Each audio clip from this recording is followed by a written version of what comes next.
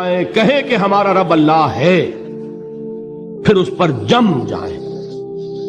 ان پر فرشتوں کا نزول ہوتا ہے، نہ کوئی غم کرو نہ خوف، خوشیاں مناؤ جنت کی جس کا تم سے وعدہ کیا گیا تھا۔ اللہ کی ربوبیت پر اطمینان جب انسان کو ہو جاتا، میرا رب اللہ ہے، ربی اللہ، انسان کے لیے نہ کوئی کھٹکا، نہ کوئی خطرہ، نہ کوئی خوف، نہ کوئی حزن۔ جو کچھ ہو رہا ہے کس کے اذن سے ہو رہا ہے؟ اللہ کے اذن سے۔ اللہ کے اذن کے بغیر پتہ تک نہیں ہلتا۔ یہ کوئی اندھا بہرا مادہ نہیں ہے جس سے مجھے کوئی خوف ہو۔ اندھا بھینسا چلا رہا ہو اس سے تو ڈرنے کا ہر انسان کو ڈرنا چاہیے، نہ معلوم کس کو ٹکر مار دے۔ لیکن نہیں، اس کائنات کو چلانے والا ایک سمیع و بصیر خدا ہے، وہ جو میرا دوست ہے، میرا ولی ہے۔ اللہ ولی الذین آمنوا یخرجہم من الظلمات الی النور۔ اللہ اہل ایمان کا ولی ہے، ساتھی ہے، پشت پناہ ہے، مددگار ہے، حمایتی ہے۔ بتائیے جسے یقین ہو جائے کہ اللہ میرا مددگار، اللہ میرا محافظ، اللہ میرا پشت پناہ، اللہ میرا حمایتی، اس کے لیے کوئی خوف ہوگا؟ اس سے کوئی ڈر ہوگا؟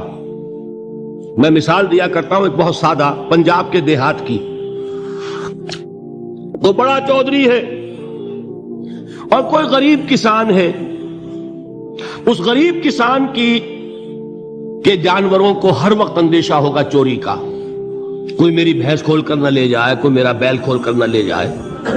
لیکن جس کے بارے میں یہ سب کو معلوم ہو کہ وہ جو بڑا چودھری ہے وہ اس کا دوست ہے، اس کی بچیا کو کوئی خوف ہوگا؟ اس کی بھینس پر کوئی ہاتھ ڈالے گا؟ اسے کوئی اندیشہ ہوگا؟ نہیں۔ کیوں؟ کہ وہ بڑا چودھری، بڑا اس کا یہاں کا سردار، جاگیردار، سب کو معلوم ہے وہ میرا دوست ہے، کوئی میرے خلاف اقدام نہیں کر سکتا۔ اس دنیا میں یہ چھوٹی سی بات اگر آپ کے دلی اطمینان اور سکون کا باعث بن سکتی ہے تو ذرا تصور کیجئے۔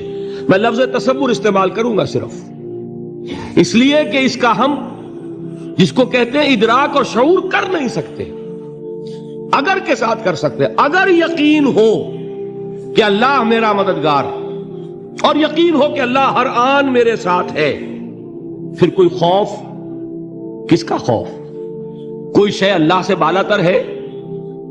کوئی قوت اس سے زیادہ طاقتور ہے؟ کوئی اس کے ارادے کو بدلنے والا ہے؟ کوئی اس کی مشیت کے آڑے آنے والا ہے؟ یہی بات ہے جو حضور نے فرمائی، یہ ایمان کا حاصل ہے لب لباب،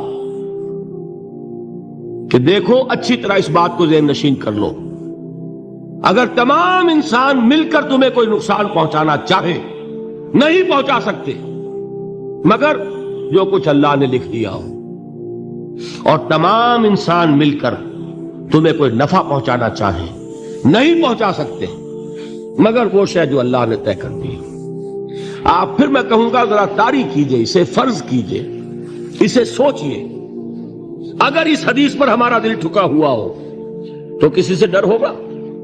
یہ مجھے نقصان نہ پہنچا دے، یہ میری رپورٹ خراب نہ کر دے، یہ میری انکریمنٹ نہ رکوا دے، یہ میرا یہ نہ بگاڑ دے، یہ میرے یہ نقصان نہ پہنچا دے۔ اس کا ڈر، اس کا ڈر، اس کا خوف، اس کی خوشامد، اس کے لیے جا کر طرح طرح سے اپنی عزت نفس کو ذلیل کروانا اس کے سامنے، یہ سب کچھ کیوں کرتا ہے انسان؟ جب سمجھتا ہے کہ اس کے ہاتھ میں میرا کوئی نفع ہے، اس کے ہاتھ میں میرے لیے کوئی ضرر ہے، یہ مجھے کوئی غضب پہنچا سکتا ہے، یہ مجھے کوئی نقصان پہنچا سکتا ہے، یہ میرا کوئی کام بنا سکتا ہے، یہ میری کوئی ضرورت پوری کر سکتا ہے، اسی کا نام شرک ہے۔ جہاں آپ نے یہ سمجھا کہ غیر اللہ کے اندر کوئی طاقت موجود ہے وہی شرک ہے۔ بتوں سے تجھ کو امیدیں، خدا سے نو امیدی، مجھے بتا تو صحیح اور کافری کیا ہے؟ شرک تو یہ ہے۔ جس پر بھی تمہیں یہ خیال ہے، کلمہ ہے یہ کلمہ سوم، لا حول ولا قوت الا باللہ، ذرا اس پر دل کو کبھی اگر آپ تصور کریں، پھر فرض کریں، دل ٹھک جائے اس پر، کوئی طاقت نہیں۔ یہی بات تھی جو شیخ عبد القادر جیلانی رحمت اللہ علیہ نے اپنی وصیت میں اپنے بچے سے کہی. 11ویں دینے والے ہیں، لیکن حضرت شیخ عبد القادر جیلانی کی وصیت اور تعلیمات کو کتنے لوگ ہیں تم جانتے ہو؟ یہ جن مقامات تک پہنچے ہیں وہ کس چیز کی بدولت پہنچے ہیں؟ انہوں نے جو پیغام دیا وہ کیا تھا؟ اے میرے بچے، جس طریقے سے قرآن مجید میں حضرت لقمان کی نصیحتیں جو ہے نقل کر دی گئی ہیں، میں یہ عرض کروں گا بالفرض اگر قرآن حضرت عبد القادر جیلانی کے بعد نازل ہوا ہوتا تو شیخ عبد القادر کی یہ نصیحتیں بھی قرآن میں درج ہوتی. اتنی اونچی نصیحتیں ہیں. اے میرے بچے، اس حقیقت کو ذہن نشین کر لے، لا فاعل فی الحقیقت ولا مؤثر الا اللہ. اس کائنات میں نہ کوئی فاعل حقیقی ہے نہ مؤثر حقیقی ہے سوائے اللہ کے. کسی شے میں کوئی تاثیر نہیں اگر اللہ نہ چاہے. آگ جلا نہیں سکتی اگر اللہ نہ چاہے. پانی ڈبو نہیں سکتا اگر اللہ نہ چاہے. زہر ہلاک نہیں کر سکتا اگر اللہ نہ چاہے. کوئی چیز فائدہ نہیں پہنچا سکتی اگر اللہ نہ چاہے. تو در در پہ کیوں سر جھکاتے ہو؟ در در پر کیوں جبیں سائی کرتے ہو؟ سب کے سامنے کیوں ہاتھ پھیلاتے ہو؟ ایک اللہ سے مانگو. ایک اللہ کے سامنے زمین پر اپنی جبین رکھو. لا فاعل فی الحقیقت ولا مؤثر الا اللہ. نظر آتا ہے ہمیں کہ پانی پیاس بجھا دیتا ہے. پیاس بجھانے کی صلاحیت پانی میں نہیں ہے، اللہ کے اذن سے. کھانا بھوک مٹا دیتا ہے، بھوک مٹانے کی صلاحیت کھانے میں نہیں ہے، اذن رب میں. دیکھیے یہی یقین تھا. حضرت موسیٰ علیہ السلام کا واقعہ یاد کیجئے. سامنے سمندر آ گیا ہے، قوم دیکھتی ہے پیچھے کہ گرد و غبار کا طوفان ہے. معلوم ہوا کہ فرعون اپنے لشکر سمیت آ گیا ہے. لشکر جب چلتا تھا تیز رفتاری کے ساتھ تو گرد و غبار کا جو طوفان اٹھتا تھا اس کا تصور کیجئے. اور لمحہ بلمحہ وہ قریب آ رہا ہے. پوری قوم نے کیا کہا؟ اے موسیٰ انا لمدرکون، اے موسیٰ ہم کو پکڑے گئے. قرآن مجید نے تو یہاں وہ باتیں نہیں لکھی ہیں، لیکن تورات میں یہ درج ہے کہ بنی اسرائیل جھگڑنے لگے، دست و گریبان ہو گئے موسیٰ کے ساتھ. موسیٰ ہمیں یہاں مروایا لا کر، اس سے تو ہم ہی بہتر تھے.